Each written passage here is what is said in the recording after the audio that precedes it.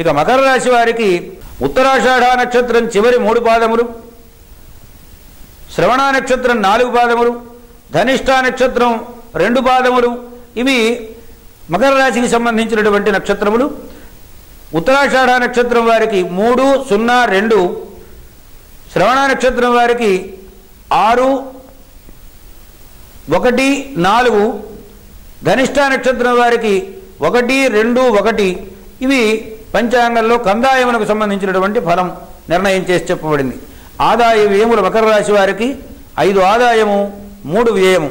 అలాగే రాజపూజ్యత 6 అవమానము, 6 రాజపూజ్యత 2 అవమానము అనేటువంటివి నిర్ణయించి చెప్పబడి ఉన్నాయి.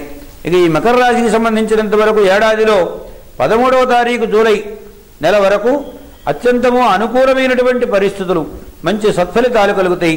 అన్ని రంగాలలో ఏ రంగంలో ఉన్న వాళ్ళైనా చాలా చక్కని మేలును పొందినటువంటి వారు అవుతారు. జూలై 14 నుంచి కొంచెం వ్యతిరేక పవనాలు గాలులు వీస్తూ ఉంటాయి.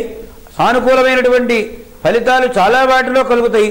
అయితే క్రిందటి సంవత్సరం నిర్ణయం చేసిన దానికంటే ఈ సంవత్సరంలో ఈ రాశి వారికి మేలు ఎక్కువగా జరిగేటువంటి అవకాశం ఉందని పంచాంగకర్తలు నిర్ణయించి చెబుతూ ఉన్నారు. అందువలన మనము ఇతరులకు మేలు తెలిస్తే మనకు మేలు జరుగుతుంది.